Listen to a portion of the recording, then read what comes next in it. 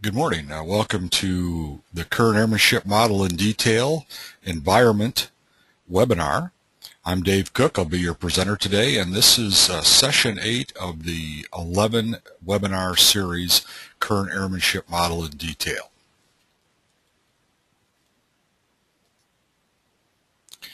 If you're new to these webinars, let me give you a quick checkout here on the control panel, which should be over on the right-hand side of your screen. Notice there's a white arrow inside of an orange box. Clicking on that will collapse that control panel, and you click it again, it'll expand it. If you have a question or comment, you could text it to me by typing it into this box and hitting send, or the better way is to raise your hand. There you should see an icon looks like this on your control panel. If you just click on that, it raises your hand. I see that on my control panel, and then I can open up your microphone.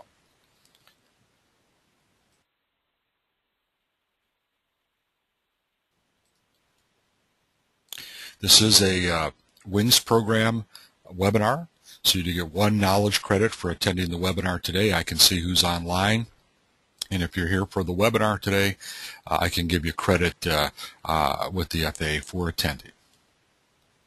The other sponsor besides the FAST team of the webinar today is the Center for Airmanship Excellence.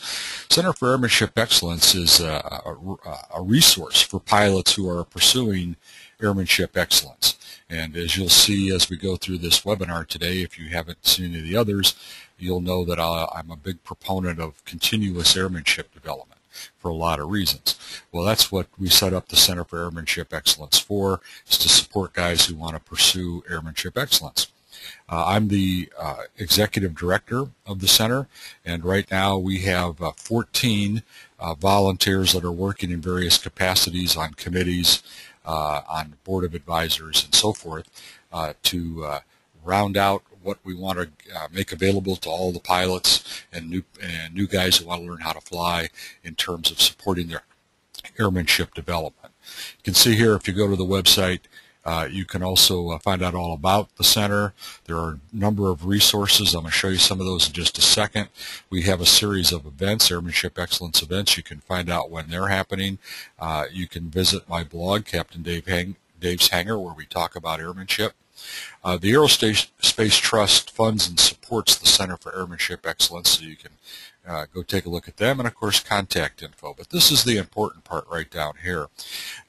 If you, after this webinar today, decide you want to pursue airmanship excellence, then, or if you've already made that decision and I see some of you are attending, you've attended prior webinars and seminars, but there are some new people on here today too. Then if you register for airmanship updates, you will receive those updates via email when we have new events that are going to take place or new information to share with you, that sort of thing. It's all free. Here's when I mentioned under resources, we have the airmanship archives, and you can see here that we have a number of events, series of events, and these are all recorded on video. Yes, all of them are recorded on video, so that you can download them and view them if you've missed them. This one, if you're really interested in airmanship development, though, you should download this briefing, the Airmanship Development Support Organization Demonstrator, ADSOD we call it, briefing number 1, because that will go into detail about a lot of things that we'll be talking about throughout this series about airmanship development support organizations. Let's get oriented again. Good situational awareness, right, is part of airmanship. So we'll get oriented in relation to the whole series here. In session 1, we had an overview of the whole Kern airmanship model. Didn't go real deep into each of the elements, just had a general overview. Session 2, though, we started drilling down into each of the 10 elements in the Kern airmanship model.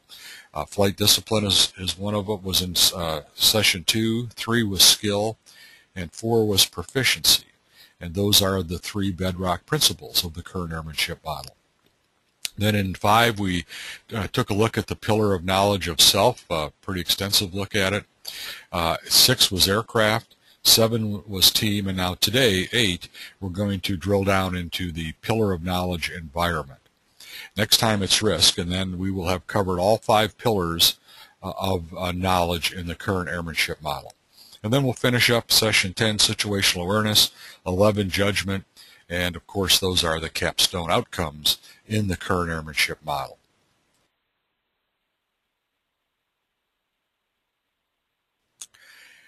And I'd like you to think about this question as you go through this webinar and others, or anything when you think about airmanship and flying.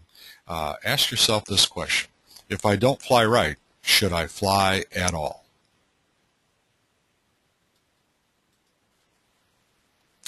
This webinar series is based on the book Redefining Airmanship, written by Tony Kern. That's Colonel Doctor or Dr. Colonel. I don't know which way he prefers. He's an Air Force colonel, retired, spent most of his career in training command, and he also has a doctorate in education and many, many other credentials. He's written 5 books on airmanship.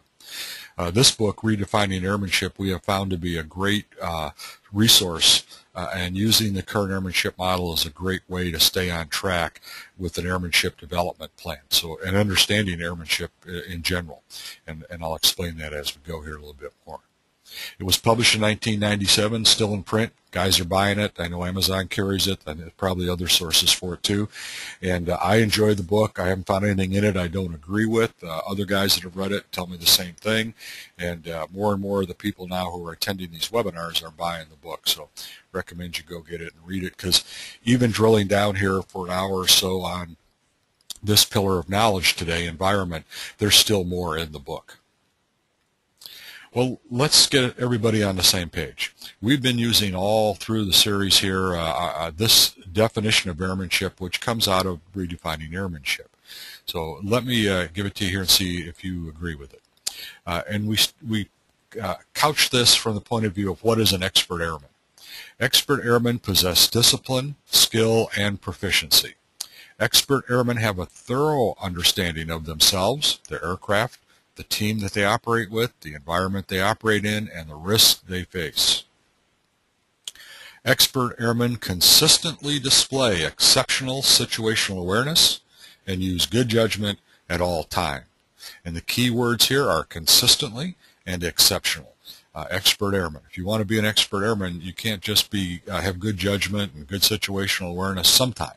It has to be all the time. And sure, may you screw up and lose situational awareness for a short period of time? Yes. If you looked at that or attended the webinar where we talked about that in detail, situational awareness, and we will cover it here in number 11 in this series in detail, you'll see that and even the most experienced aviators can lose situational awareness, but you have to be consistent in having exceptional situational awareness, and then you have to know how to recover situational awareness if you lose it, and those are techniques you can learn.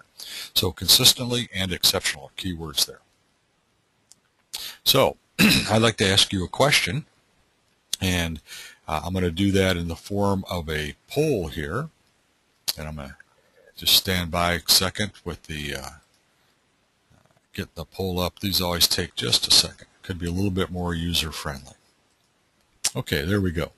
Do you agree with the shared definition of airmanship? So just select one of them. Yes, you agree with that. No, you don't. Or you're just not sure yet.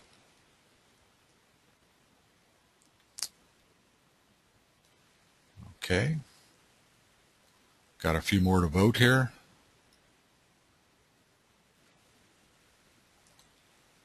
Okay, I'm going to close it, and I'm going to share the results with you. So here we have about a 50-50, yes and not sure yet. So that's great. Those of you on the yes, you're probably folks who have been through more than this webinar, and I would be willing to bet the not sure yet's probably one of the new guys who's just, or some of the new guys who just are seeing this for the first time. All right, we'll close that out.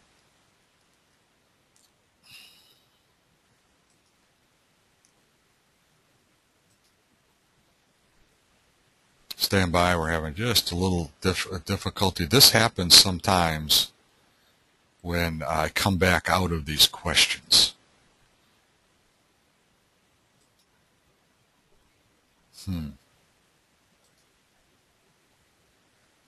Stand by.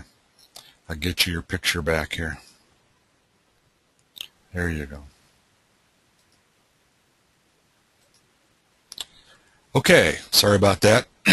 I've given about, I don't know, a dozen or more of these webinars, and as all these computer-based things, you can get yourself in a little bit of trouble, and it's the same thing in the new avionics that we're using nowadays in the cockpits. Real easy, even if you have pretty good experience on a system, to get yourself into a corner there where you've got to fall back on tried and true principles and have some time to sort out the problem. So, but good example of that here. All right, let's continue. We look at the Kern Airmanship model as the scaffold upon which we build our airmanship skills and capabilities. So this model isn't the how to do it. Within the model, we explain how to, but and Kern comes out of the book again, but it's not the way that you build your skills and capabilities. It's the scaffold upon which you put all these other things you're going to put on there to build your skills and capabilities, and that's the key to airmanship development. So the Kern Airmanship model is composed of the bedrock principles: flight discipline, skill, and proficiency.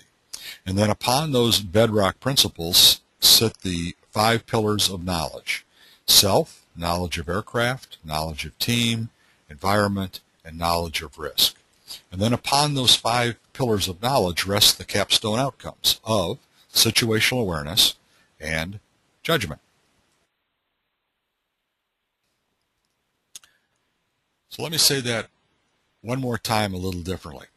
If we as airmen practice the bedrock principles consistently, the bedrock principles of flight discipline, skill, and proficiency, while always striving for more perfect knowledge of ourselves, of the aircraft we fly, of our team, of the environments we operate in, and of the risks we face, then we as airmen will see ever improving capstone outcomes of situational awareness and judgment, and that's what it's all about.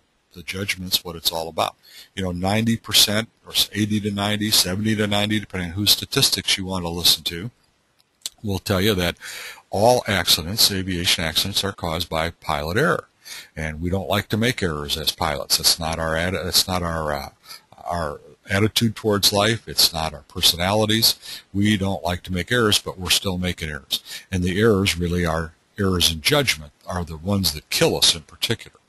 So this is what it's all about, flying. If you're going to be flying an airplane, this is kind of the Zen. I mean, if you can get all of these techniques down that are incorporated in how we work this model, and you will, I guarantee you'll have much better aeronautical judgment consistently. You'll be exceptional, and that's what it's all about. And you're going to be very, very safe. And we believe that we have everything else in our system right now, personal flying system, aircraft, support systems, and so forth, that we can be just as safe as the airlines if the pilots flying the airplanes have an airmanship level that is just as high as an airline pilot's in relation to the kind of flying he's doing. So let's focus on today's topic: environment, knowledge of environment.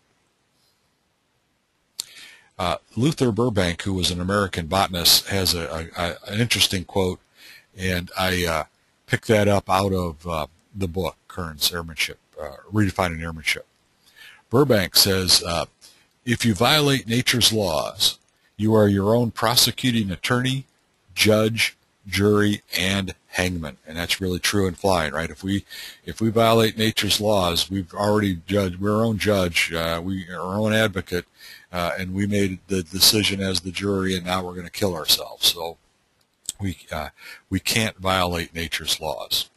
Kern, our operational environment can affect safety, effectiveness, and efficiency. In short, our airmanship. So the environment, what we're talking about today, operational environment, is extremely important. And you think of it now, I'm sure, in terms of weather, primarily weather probably, But the operational environment, in terms of how we're going to look at airmanship and how we're going to develop our airmanship, the environment encompasses a lot more than just weather. We'll talk about that. And here's another quote out of the book. This guy, Robert Elkov, was an aviator in the Vietnam era and has talked a lot about aviation and other venues. He says, good airmanship should encompass the art of listening. So you can't just be a good talker, you got to listen.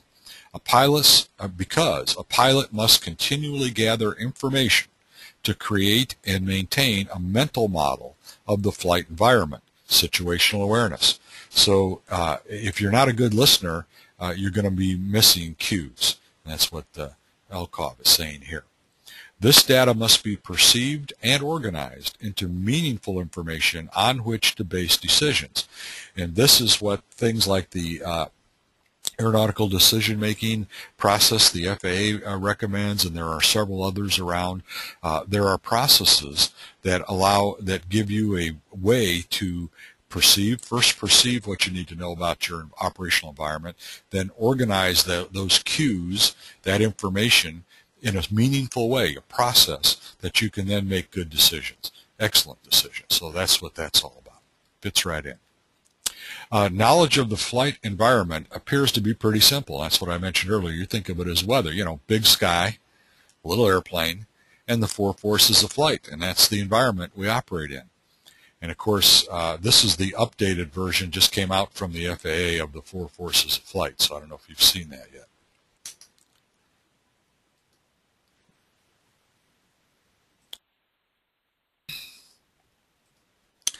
Our operational environment can affect safety. It can affect our effectiveness as pilots, as airmen. It can affect our efficiency. In other words, the operational environment can affect our whole airmanship package, as we call it. Let's look at 3 case studies here to illustrate these points. And these came out of the book, Redefining Airmanship. First one, I was flying for the airlines, for United Airlines, when this accident occurred. And so I was a contemporary in this airline flying era. And I had ridden on this airline quite a bit on passes and cockpit passes and that sort of thing. And I knew them. They were a little cowboyish down there at that time, but a lot of the airlines were a lot less professional, and they had a lot fewer really excellent airmen at the time in terms of how we would define it today. So this was in 1977. Southern Airways DC-9, 70 people were killed in New Hope, Georgia. Both engines flamed out after inadvertent thunderstorm penetration. And the cause, NTSB, primary cause, was the captain's over-reliance on airborne radar. And I flew with a lot of these era radar sets, these RCA radars. They're monochrome. This one is, that isn't quite how it looked. Usually it was black, and then the returns were green. And you didn't even have shades of green. You just had green blobs. And you had to know your operational environment, which includes your equipment that you're using. That's how Kern defines it. That's how we think about it. I know that might not strike you really true right off the bat as a good way to look at it. I think you have to be a little flexible here to look at it this way. But you have to put the equipment into the equation here somehow on how you look at it from an airmanship perspective. And so Kern has put it in here, and I think it works. So if we look at the aircraft and the aircraft equipment as part of our operational environment, this captain didn't know his operational environment in terms of his equipment because there was a huge limitation of this kind of radar. We all knew about it, should have known about it. Don't know if this guy even knew about it because it was relatively new. The limitations were being talked about a lot right around this time. And the limitation was that the radar return, or the radar beam, would not penetrate real heavy precipitation, and it would attenuate as it penetrated any kind of precipitation. So you could have a situation like this where you've got heavy line of thunderstorms behind a line of fairly light and then a little heavier green. We didn't have the reds. This would have been just maybe a little heavier green or about as heavy as this green. So it blanked out. We call it a shadow. So you might fly yourself right into a thunderstorm by relying on this radar to penetrate, and he did. And that's what happened. But he also didn't know his environment to the extent that a thunderstorm could flame out both engines. I don't think that had happened to an airliner before then. I can't recall that ever happening before then. And so he didn't know his weather, his physical environment, well enough to know that if he got into a thunderstorm, he could flame out both engines. So on that case study, I've got a couple questions for you.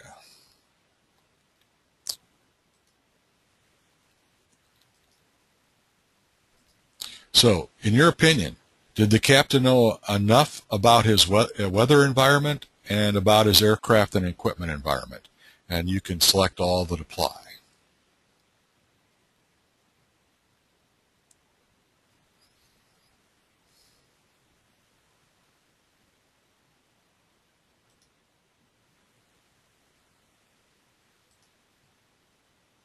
Okay. Got some voting coming in. There we go. Thank you. Close it. Share it. And about 50-50 here. So happy you thought that he did and happy you thought that he didn't. So it's interesting. Interesting. I'll have to think about that one. All right. Okay. See, it worked that time. I didn't do anything different. And this case study represents the most obvious part of an airman's world, the physical environment.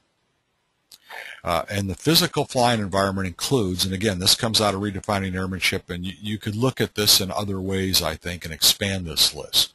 This is Kern's list. Air density, aerodynamics, weather phenomena. That's his definition here of the physical flying environment. And it's, again, just a way to organize our thinking. Here's the case study in number 2. A Cessna Tu-206G and an Air Force F-111D had a mid-air out at near Cannon Air Force Base. Everybody was killed, both airplanes. It was VMC, clear and 30 miles visibility. Neither aircraft requested radar advisories. So, question.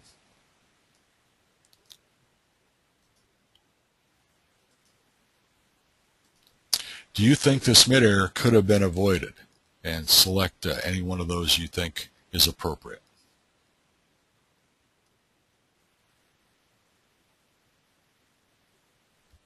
Okay, I'm going to close it and share the results. So probably half of you, and I see votes. Okay, so probably. Yeah, I agree. There's an element of chance there. There's always that element of chance. But there are some things that probably could have been done. This case represents the multi-layered regulatory environment. The regulatory environment includes local airspace system, national airspace system, and the international airspace system. And if you consider airspace systems also including the regulations pertaining to them, also including our pilot qualification regs and our operating regs, Part 91 and all that as part of this, then that's a nice way to look at the regulatory environment, the layered, multi-layered regulatory environment. So here's a case, another case. This was a 24-year-old F-15 pilot with only 513 hours in type. Wow. He was doing a high-speed pass at his base.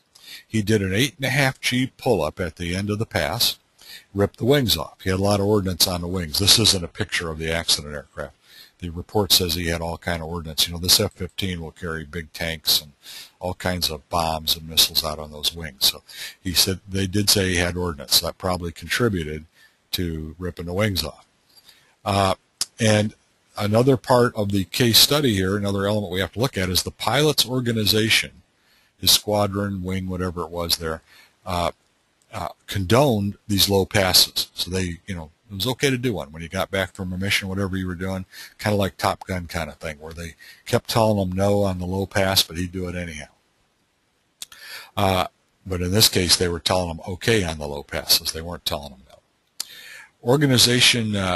This organization that he flew in routinely violated regulations prohibiting high-risk maneuvers. So those are important clues here to what caused this.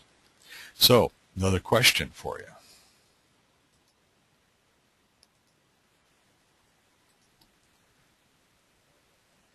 Oops, I'm sorry, disregard that one. That was the out of the last one. I had two of them there.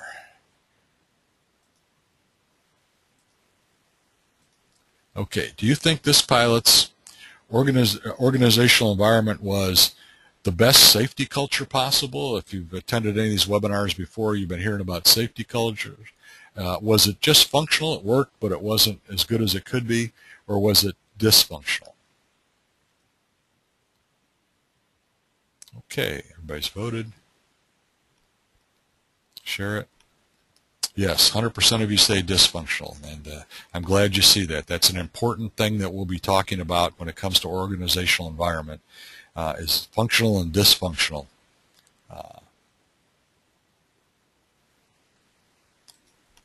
Functional and dysfunctional organizations. Okay, this case represents the organizational environment. The organizational environment includes policy guidance, flight ops manuals. If you're flying in an organization that has one, a flying club, of course all airlines have them, most charter operations have them. So policy guidance for not only your operation, but the FARs and so forth.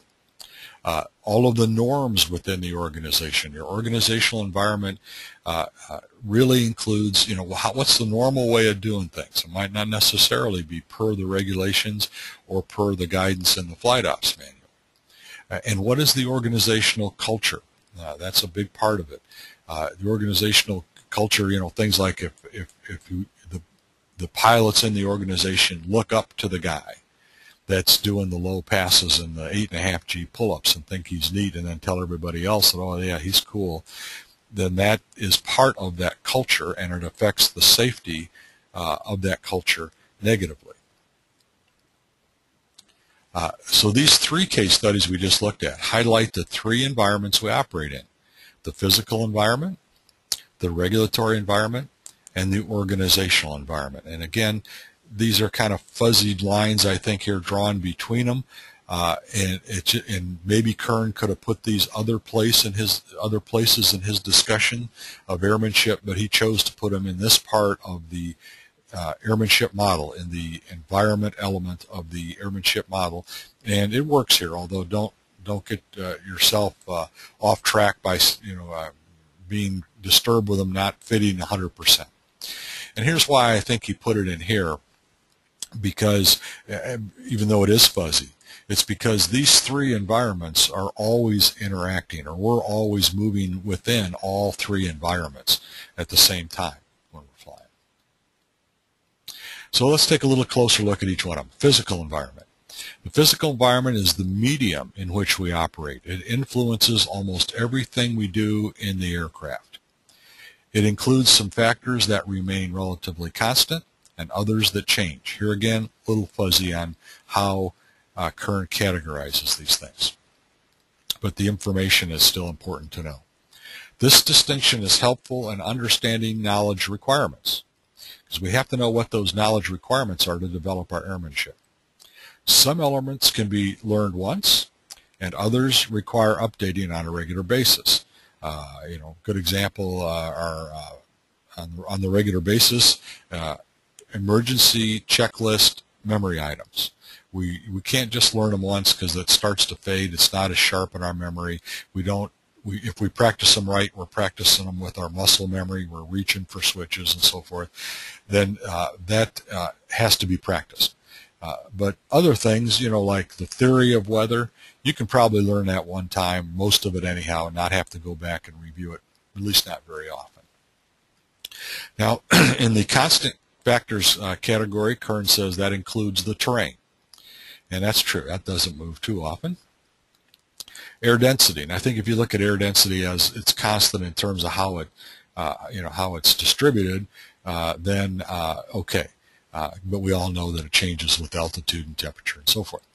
And a constant factor is also light, and the way Kern explains this is that the light for time of day, time of season, and all, or season of the year, and that sort of thing, is generally pretty constant. So again, probably other places he could have, he might have put the factor, the environmental factor of light, and talked about it there, but he talks about it here, and it is a factor.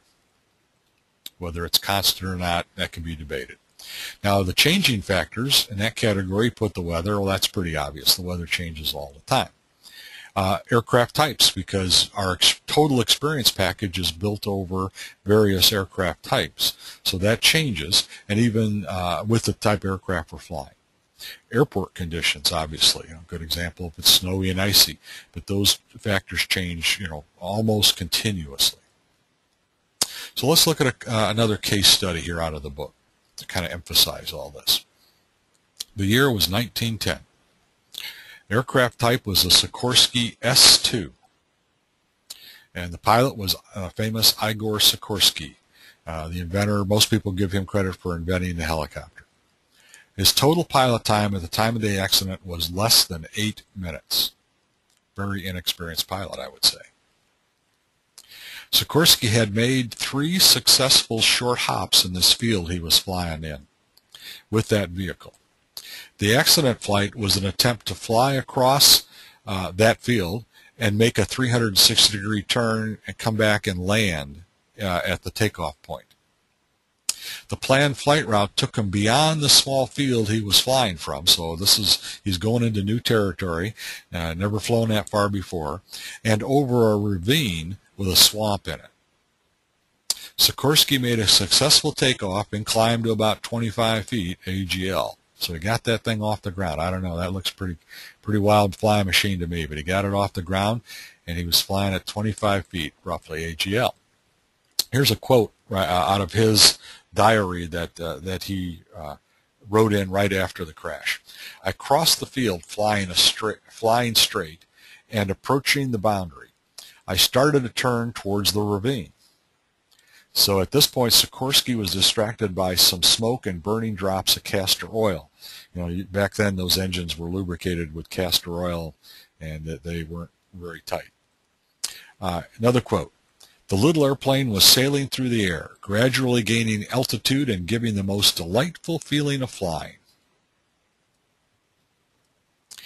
Now, Sikorsky crossed the border of the ravine, and then he was passing over the swamp at about 60 to 80 feet AGL. Quote, my joy, however, was of short duration. Being busy with my first turn in the air, first time you ever turned, and with the new sensation, I did not notice that the swamp below had started to move up toward the airplane.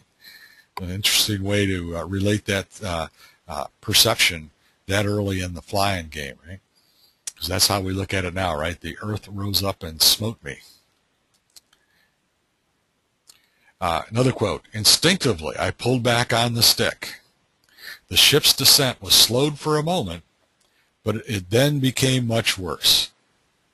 The S-2 crashed into the opposite side of the ravine. Sikorsky climbed out of the wreck with only minor injuries, but the S-2 was totally destroyed.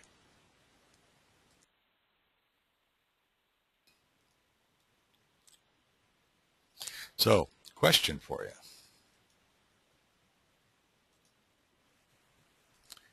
Do you think Sikorsky had adequate knowledge of his physical environment?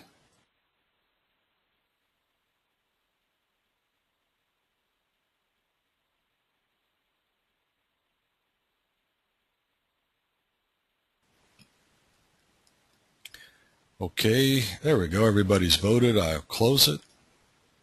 Share it with you. 100% no. Yes, that's pretty obvious, isn't it? Because he was a rank amateur.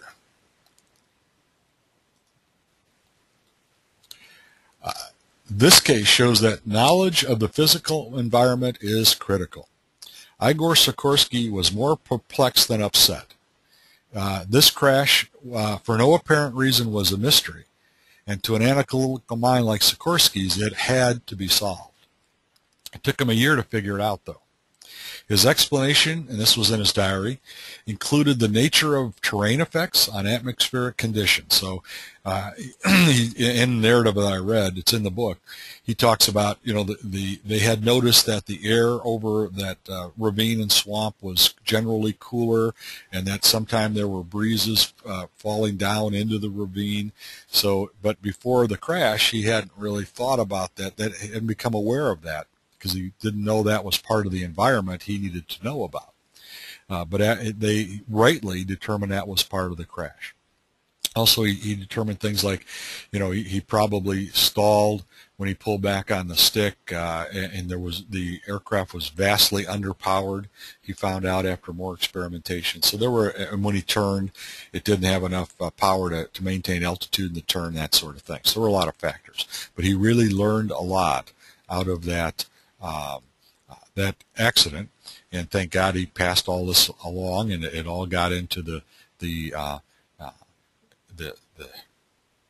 building of our airmanship knowledge base. And Sikorsky really understood the essence of airmanship: increased knowledge and continuous improvement. That's what he was doing. Most of those early pioneers did too. All right, let's look at our regulatory environment.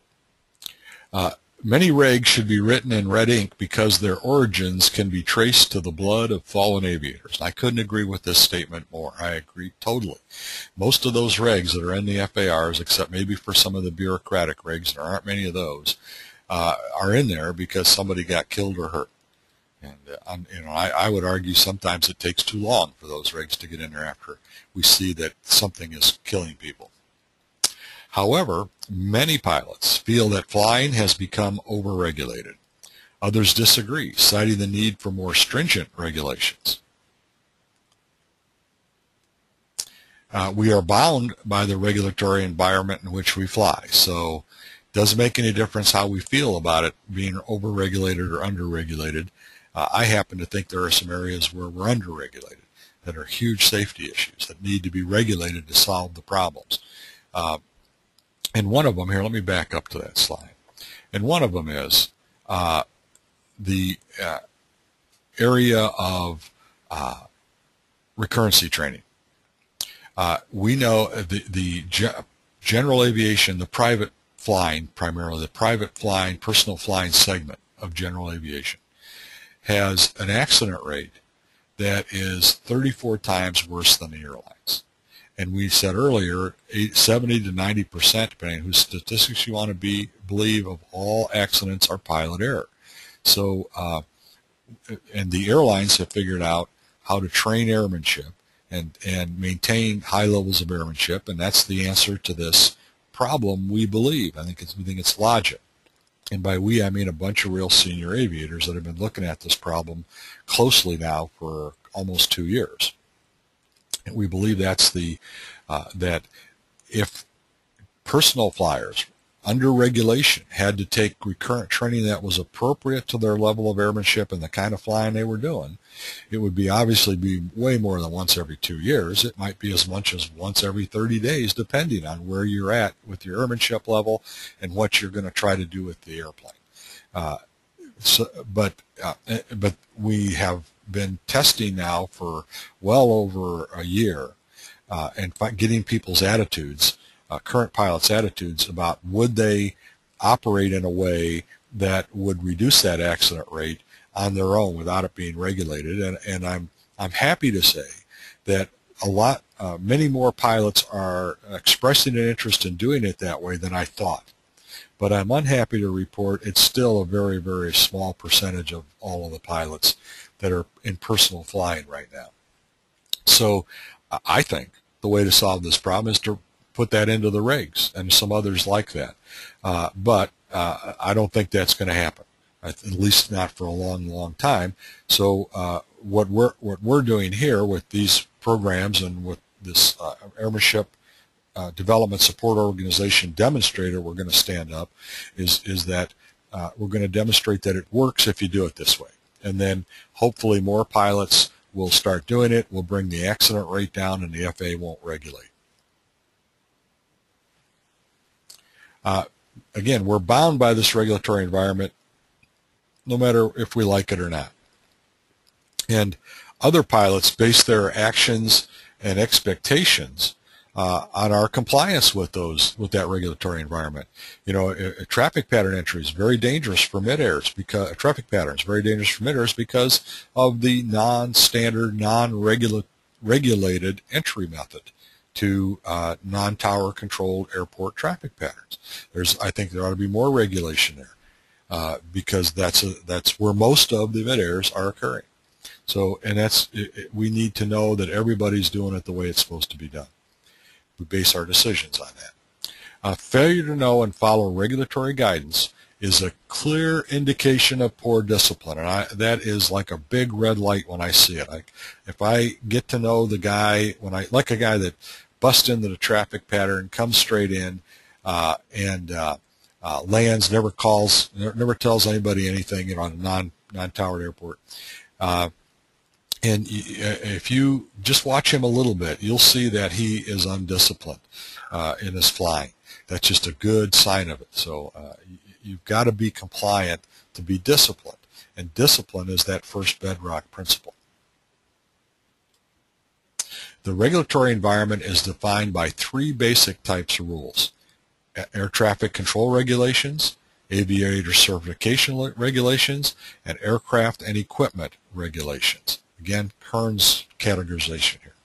I think it makes sense, though. So how do we learn this regulatory environment?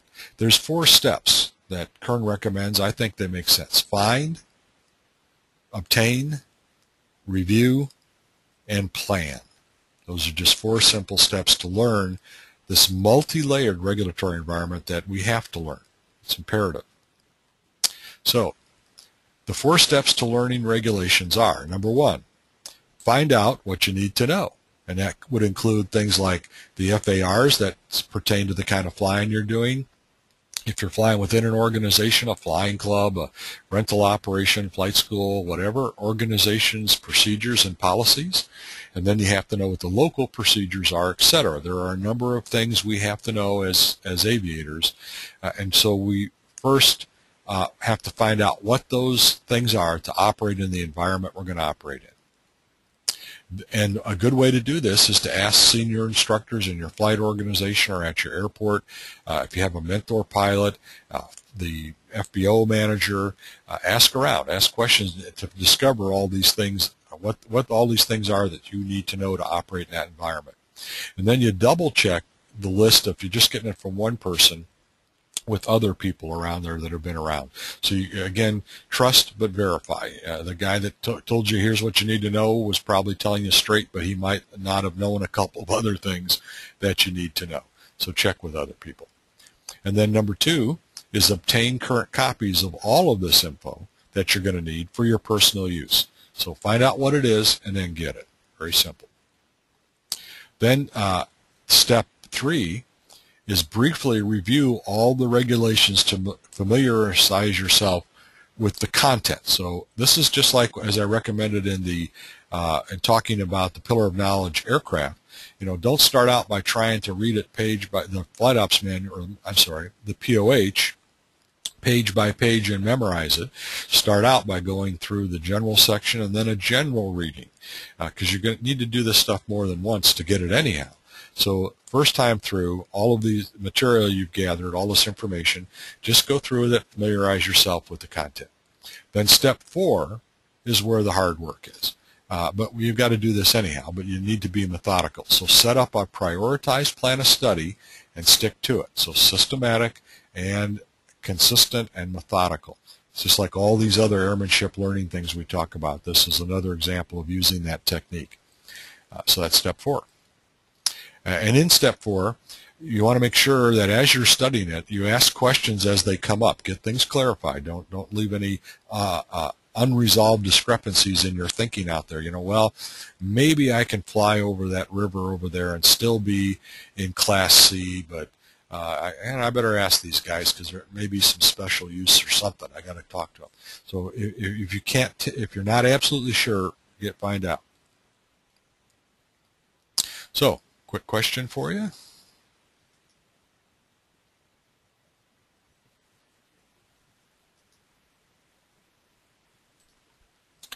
So, do you think personal flying is overregulated, regulated just about right now, or underregulated?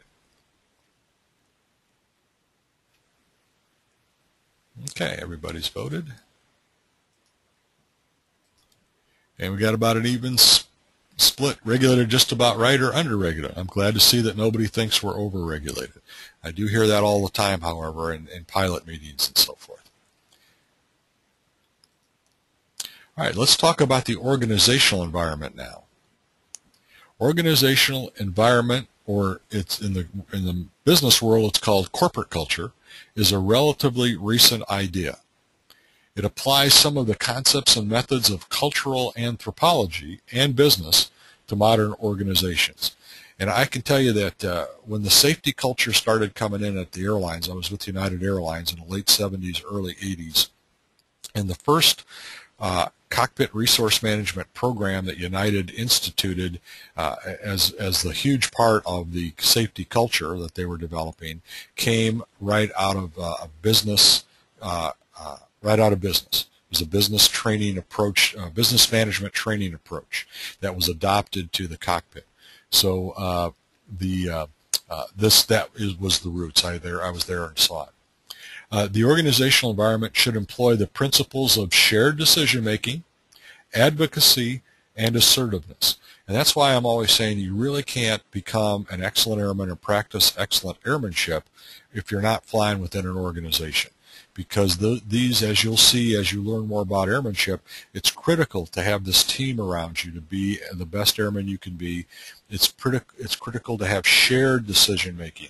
For example, I can look at most of the personal flying accidents and trace the links in the error chain that caused the accident back to where the first link was the go, no-go decision was an improper decision, based on the inexperience of the pilot, on the fact that he was under pressure to go, all these things we know about that get us to make that bad go, no-go decision, which sets up a chain of events, an error chain that ends up in an accident. You can trace it back to that go, no-go. Well, in a organization, a good organization with a safety culture, safety management system, the shared decision-making example here is every flight is dispatched, released by the concurrence of the pilot in command and a FAA licensed dispatcher. So you're sharing that decision making, which makes that decision better. So that's got to be part of the organizational environment. And advocacy, everybody has to be speaking up, advocating for positive changes in the flying environment, the system, and all of that. And you have to be assertive about that. You can't be shy. The organizational environment should include a safety culture and a safety management system. And I'm talking about a formal safety culture. I would invite you to go out to any flight school, rental operation, flying club, anybody that has a flying organization and say, do you have a safety culture?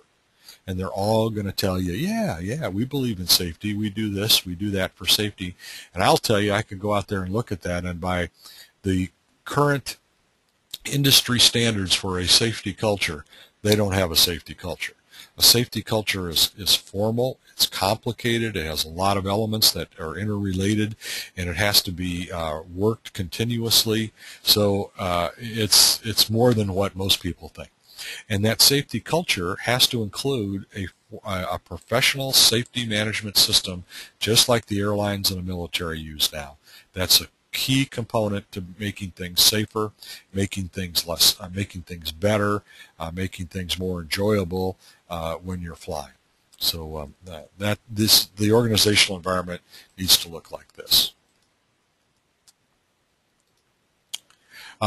You can think of the organizational environment as a petri dish. You put some nutrients in there and close it up and introduce something to see if it's going to grow. And if the right nutrients are in there and the right conditions are in that petri dish, the growth is going to be stimulated. However, if the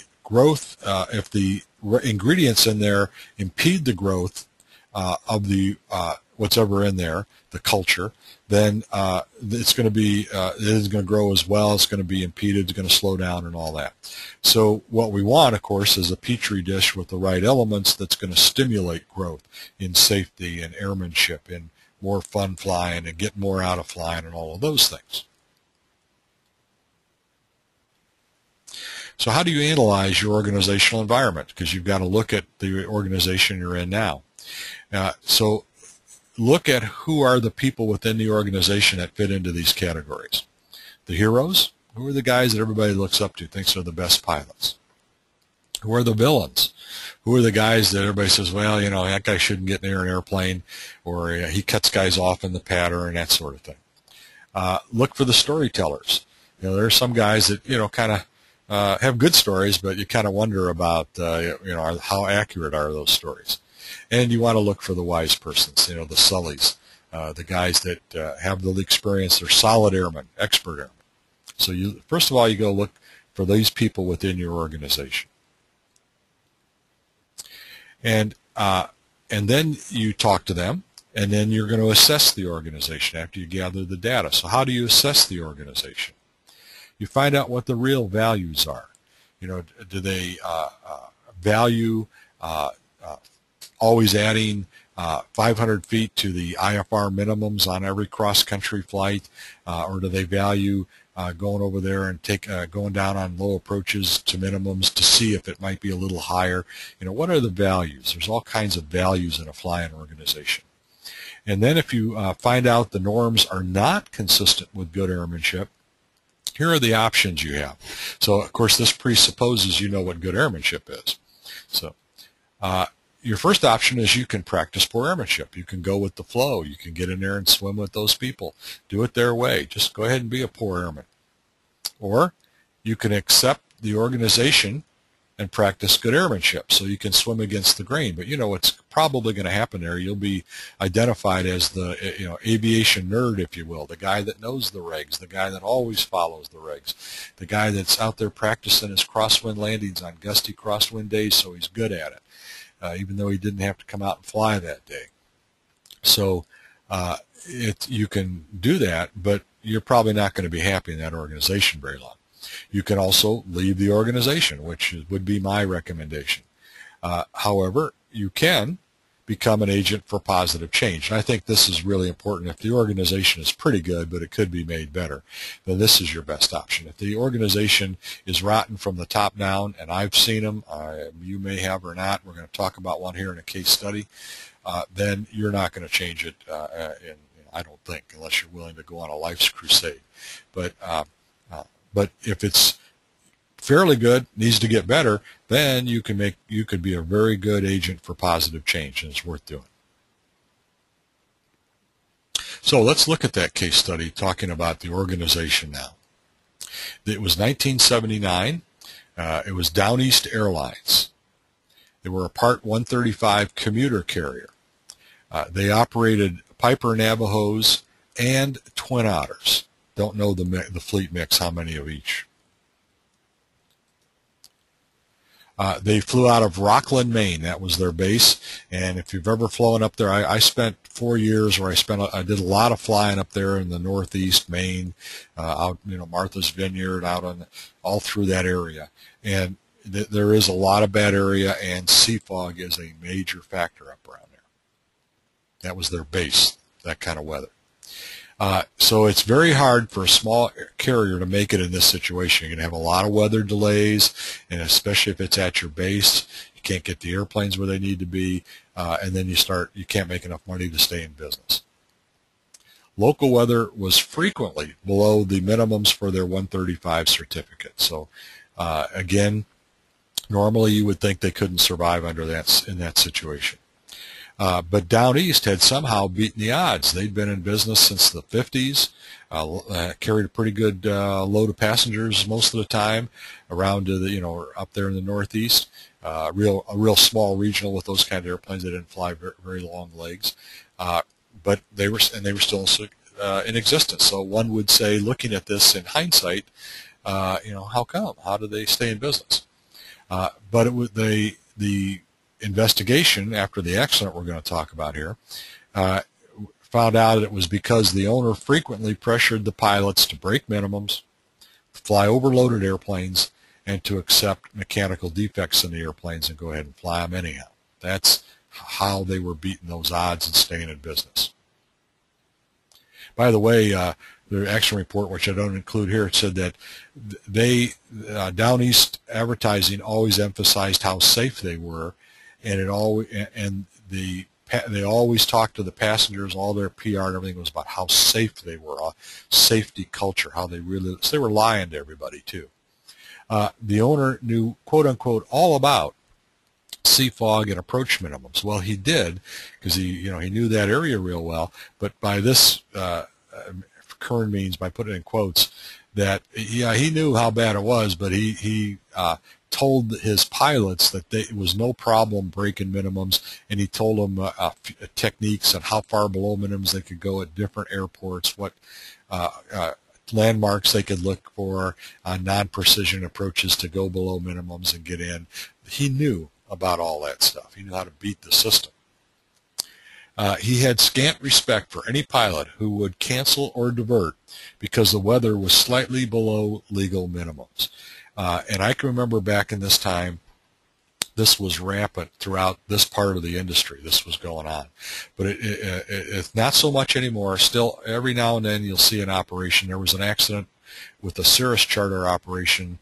I think that was 2008, somewhere in there, that we talked about in an earlier webinar, where it was clearly this kind of operation, this kind of management doing these kind of things. So it still goes on, but it was widespread back then. And I flew for a charter operator in the mid-60s who I flew for about 2 days and then had to quit because of things like this that I discovered in the culture. Luckily, I had mentors that had educated me about these kind of things. My primary and flight instructors and instrument, of course, for my initial licenses and ratings, commercial instrument, CFI, multi, all that. I had 3 airline pilots that were moonlighting, and the head of the flight school where I was taking all the training was one of my mentors. So I had 4 excellent mentors, and they had told me all along as I was coming up through the training. They knew I was going professional. They said, if you get into an organization like this, get out right away. But I did call them when I got into this. This guy wanted me to fly back from Rockford with low fuel on an IFR day into O'Hare with massive delays. So because he could put fuel in there cheaper at O'Hare than he could buy up there at Rockford. I did call my mentors before I walked off that job, and all 4 of them said, yeah, get out of there. The owner made it clear that pilots who could not or would not bust minimums did not fit in his company. So you weren't a real airman if you didn't bust minimums and do the things he wanted you to do. The real pilots did that kind of stuff. He felt that pilots who do not violate the regs were cowards. So that's a pretty strong negative safety culture.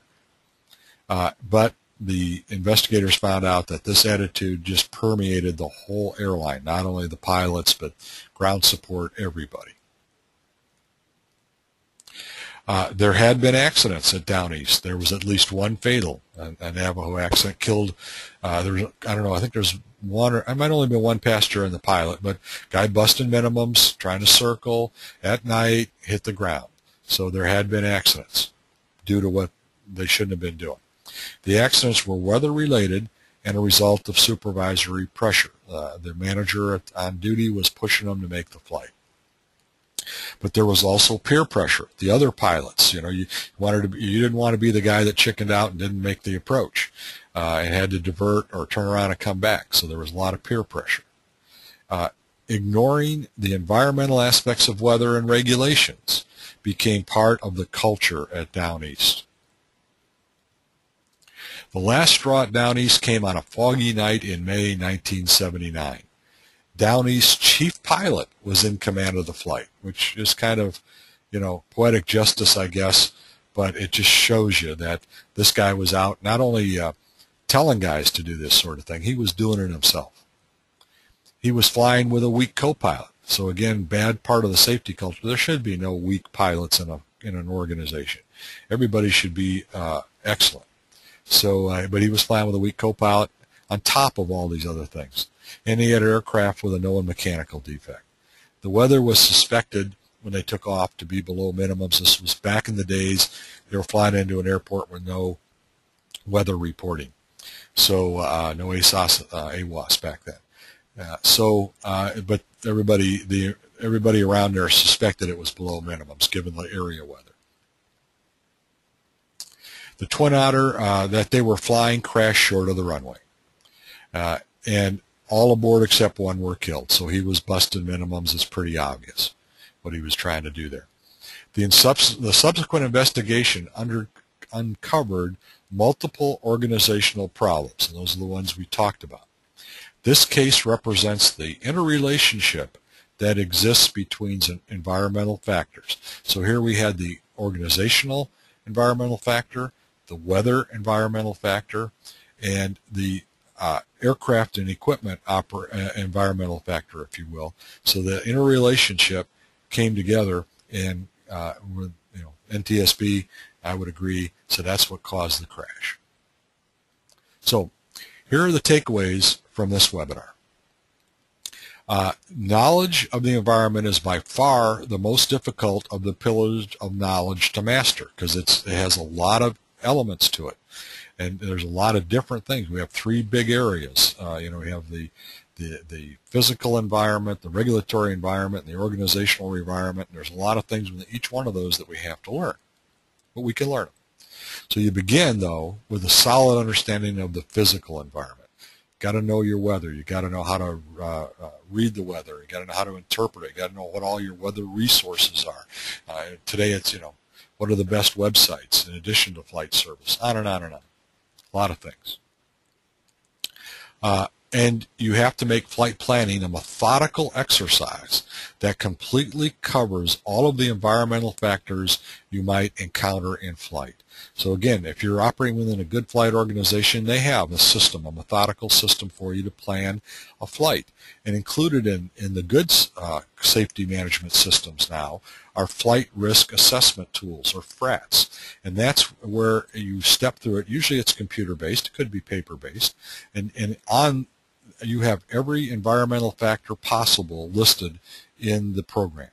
And then you just select the environmental factors that you're going to encounter or you anticipate encountering. Then again, that includes fuel on board, what kind of airplane, the weather, your level of airmanship at that point, on and on and on. A lot of questions, but you're just answering questions. But it's methodical, so you don't miss anything. And at the end, it comes up with a score to tell you if you're high risk, moderate risk, or low risk relatively for that flight that you're planning. So have to use all those things. And also another takeaway is the multi-layered regulatory environment is of critical importance to the physical longevity of all aviators. And the example that I always use, I think you've probably heard before, is busting minimums. Because if you're busting regulations, you'll bust that one too. And if you bust minimums enough, you're going to buy it sooner rather than later. Been proven over and over again. Those minimums are there, and in a lot of cases, they're already too low for your level of airmanship or the situation for that particular flight. So that multi-layered level of regulation, even though we don't like them because we have to spend time learning them, sometimes they keep us from doing what we think we want to do at the time, but they're there for a reason. A few more takeaways. find out about your organization. No matter what kind of organization you're flying within, maybe it's just you have your airplane parked in your hangar, but your organization then is your FBO, the people you're buying the fuel from, the flight school that you use maybe for flight instructor every 2 years, whatever it is. That's your organization. You need to find out about it. Seek the true values and work to improve them if necessary. Be at home in these environments. So you got to know them, then you improve them if you can, but you're at home in them. You know them so well, you're comfortable in those environments. And then swim like a fish in them. Be an expert airman. Do operate within these environments as an expert. So, as I mentioned earlier, there are additional case studies and a lot more info in Redefining Airmanship. So I would like to be able to cover everything in these webinars, but time constraints just keep us from getting down to the bottom of every page in the book. So I would encourage you, if this tickles your fancy, you think you want to become a better and better airman, then I would say that it's really necessary you read this book. So at this point, does anybody have any comments or questions they'd like to share? I'll give you just a second to think about it. Raise your hand if you have a comment or question.